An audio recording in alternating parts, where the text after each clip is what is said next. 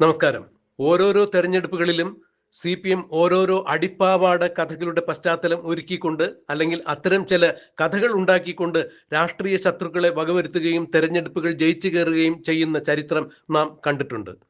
2016 ഉമ്മൻചാണ്ടി എന്ന കേരളം കണ്ട എക്കാലത്തെയും സ്തുത്യർഹനായ ഒരു മുഖ്യമന്ത്രിയെ തറപറ്റിക്കുന്നതിന് വേണ്ടി സരിത എന്ന് പറഞ്ഞ ഒരു സ്ത്രീയുടെ അടിപ്പാവാട കഥ ഉയർത്തിപ്പിടിച്ചുകൊണ്ട് തന്നെയാണ് ഇടതുപക്ഷം അന്ന് തെരഞ്ഞെടുപ്പിനെ നേരിട്ടത്. മുഖ്യമന്ത്രി പിണറായി വിജയന്റെ ഒത്താശയോട് കൂടി ജസ്റ്റിസ് ശിവരാജൻ കമ്മീഷനും സോളാർ സരിതയും ചേർന്ന് ചില റിപ്പോർട്ടുകൾ എഴുതി വെച്ചു, കണകുണ റിപ്പോർട്ടുകൾ എഴുതി വെച്ചു.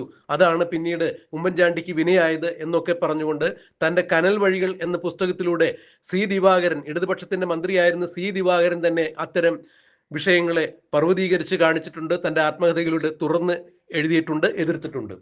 ഈ സംഭവം തന്നെയാണ് ഇപ്പോഴും ഇടതുപക്ഷം കൃത്യമായി തന്നെ പ്രയോഗിക്കുന്നത് എന്ന് വേണം മനസ്സിലാക്കാൻ. പറഞ്ഞു വരുന്നത് 2025 തദ്ദേശ സ്വയംഭരണ സ്ഥാപനത്തിലേക്ക് നടന്ന തെരഞ്ഞെടുപ്പിന് തൊട്ടു മുമ്പായി രാഹുൽ മാങ്കൂട്ടത്തിൽ എന്ന യൂത്ത് കോൺഗ്രസ് നേതാവിന്റെ പാലക്കാട് MLA നേർക്ക് സരിതയുടെ പാവാട കഥ പോലുള്ള മറ്റു ചില പാവാട കഥകളുമായാണ് ഇടതുപക്ഷം വന്നത്. ഇതിന് മുഖ്യമന്ത്രിയുടെ പരോക്ഷമായ മൗനാനുവാദം ഉണ്ടായിരുന്നു എന്ന് തന്നെയാണ് മനസ്സിലാക്കാൻ കഴിയുന്നത്. ഇത്തരം പാവാടകൾ പൊക്കിപ്പിടിച്ചുകൊണ്ടുവരുന്ന രാഷ്ട്രീയ നേതാക്കളുടെ സദാചാര വിശുദ്ധി അല്ലെങ്കിൽ രാഷ്ട്രീയ സദാചാര വിശുദ്ധി എത്രത്തോളം ഉണ്ട് എന്നുള്ളത് കേരളം തിരിച്ചറിഞ്ഞു കഴിഞ്ഞിരിക്കുന്നു. എന്തായാലും ഇക്കുറി പൊക്കിപ്പിടിച്ചുകൊണ്ടുവന്ന പാവാട കഥകളിൽ ജനം വീണില്ല എന്ന് തന്നെയല്ല, ആ പാവാട വലിച്ചു കീറിക്കൊണ്ട് തന്നെ പിണറായി വിജയനും ഇടതുപക്ഷത്തിനും കൃത്യമായ തിരിച്ചടി നൽകിക്കൊണ്ട് ജനം തദ്ദേശ സ്വയംഭരണ സ്ഥാപനത്തിലേക്കുള്ള തെരഞ്ഞെടുപ്പിൽ കൃത്യമായ വിധി എഴുതിയിരിക്കുന്നു. ഇടതുപക്ഷത്തിന്റെ ചാവടിയന്തരം കഴിച്ചിരിക്കുന്നു എന്ന് വേണം മനസ്സിലാക്കാൻ. തദ്ദേശ സ്വയംഭരണ സ്ഥാപനത്തിലേക്ക് കേരളത്തിൽ നടന്ന തെരഞ്ഞെടുപ്പിൽ UDF കൃത്യമായി തന്നെ മേൽക്കൈ നേടിയിരിക്കുന്നു, UDF അശ്വമേധം നടത്തിയിരിക്കുന്നു എന്ന് വേണമെങ്കിൽ പറയാം. തിരുവനന്തപുരത്ത് BJP തിലകക്കുറിയായി മാറിയിരിക്കുന്നു. കോർപ്പറേഷന്റെ ഭരണം പിടിച്ചെടുത്തുകൊണ്ട് തിരുവനന്തപുരത്ത് BJP ജൈത്രയാത്ര നടത്തുമ്പോൾ മുഖ്യമന്ത്രി പിണറായി വിജയൻ നയിച്ച ഈ കപ്പലിനൊരു ക്യാപ്റ്റൻ ഉണ്ട്, ഈ കപ്പൽ ആടി ഉലകില്ല, ക്യാപ്റ്റൻ നയിക്കുന്ന കപ്പൽ ഒരു കാരണവശാലും ആടി ഉലകില്ല എന്നൊക്കെ പറഞ്ഞ് ഒരിക്കൽ നിയമസഭയിൽ ആരോഗ്യവകുപ്പ് മന്ത്രി വീണ ജോർജ് നടത്തിയ പ്രസംഗമാണ് ഇപ്പോൾ ഓർമ്മ വരുന്നത്. ബഹുമാനപ്പെട്ട ആരോഗ്യവകുപ്പ് മന്ത്രി വീണ ജോർജ്, അങ്ങയോടൊന്ന് പറയട്ടെ, അങ്ങയുടെ ക്യാപ്റ്റൻ നയിച്ച കപ്പൽ ആടി ഉലയില്ല എന്നുള്ള സമുദ്രത്തിന്റെ അടിത്തട്ടിലേക്ക് ആഴ്ന്ന് പോയിക്കൊണ്ടിരിക്കുന്ന കാഴ്ചയാണ് ഇപ്പോൾ ജനങ്ങൾ കാണുന്നത് എന്നുള്ളത് വിസ്മരിക്കേണ്ട എന്ന് തന്നെയാണ് പറയാൻ കഴിയുക. ഇത് 2026 നടക്കാനിരിക്കുന്ന തെരഞ്ഞെടുപ്പിന്റെ മുന്നോടിയാണ്, അല്ലെങ്കിൽ 2026 ഇടതുപക്ഷത്തിന്റെ ചാവടിയന്തരം കഴിക്കുവാൻ വേണ്ടിയുള്ള ചാവുമണിയാണ് മുഴങ്ങിയിരിക്കുന്നത് എന്ന് തന്നെയാണ് പറയാൻ കഴിയുക. മുഖ്യമന്ത്രി പിണറായി വിജയനും ഇടതുപക്ഷവും രാഹുൽ മാങ്കൂട്ടത്തിനെതിരെ ഉയർത്തിക്കൊണ്ടുവന്ന ലൈംഗിക ആരോപണ പീഡന കഥകൾ ഒന്നും തന്നെ ജനങ്ങൾ വകവച്ചില്ല, അല്ലെങ്കിൽ അത് ജനങ്ങൾ അർഹിക്കുന്ന അവജ്ഞയോടുകൂടി തള്ളിക്കളഞ്ഞു എന്ന് തന്നെയാണ് ഇതിൽ നിന്നെല്ലാം മനസ്സിലാക്കാൻ കഴിയുന്നത്.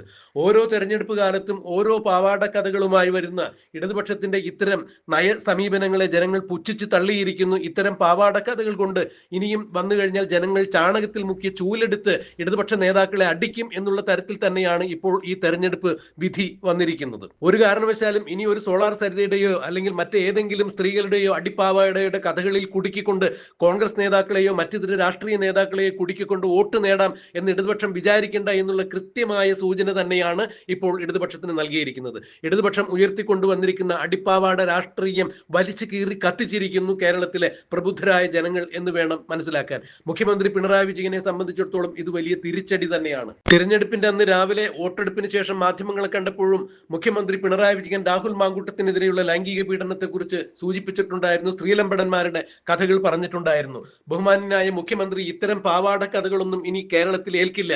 സന്ദേശം എന്ന സിനിമയിൽ ശങ്കരാടി സാർ അവതരിപ്പിച്ച കഥാപാത്രം പറയുന്നത് പോലെ എതിർചേരിയിൽ നിൽക്കുന്ന രാഷ്ട്രീയക്കാർ, കൊള്ളാവുന്ന രാഷ്ട്രീയക്കാരായ ചെറുപ്പക്കാർക്ക് നേർക്ക് ഏതെങ്കിലും തരത്തിലുള്ള ഗർഭ കേസുകളോ അല്ലെങ്കിൽ പെണ്ണ് കേസുകളോ കൊണ്ടുവന്നാൽ നമുക്ക് ഒരുപക്ഷെ ജയിക്കാൻ പറ്റും എന്ന് പറയുന്ന ആ കഥാപാത്രത്തെ അനുസ്മരിപ്പിക്കുന്ന രീതിയിൽ ഇടതുപക്ഷത്തിന്റെ നേതാക്കൾ ഇനിയും തരം താഴരുത് എന്ന് തന്നെയാണ് പറയാനുള്ളത്. എന്തായാലും ഇക്കുറി ഇടതുപക്ഷ ജനാധിപത്യ മുന്നണി ഉയർത്തിക്കൊണ്ടുവന്ന പാവാട കഥകൾ തീർത്തും ജനങ്ങൾ വലിച്ചു കീറി കളഞ്ഞിരിക്കുന്നു. UDF അക്ഷരാർത്ഥത്തിൽ തെരഞ്ഞെടുപ്പിൽ മേൽക്കൈ നേടിയിരിക്കുന്നു.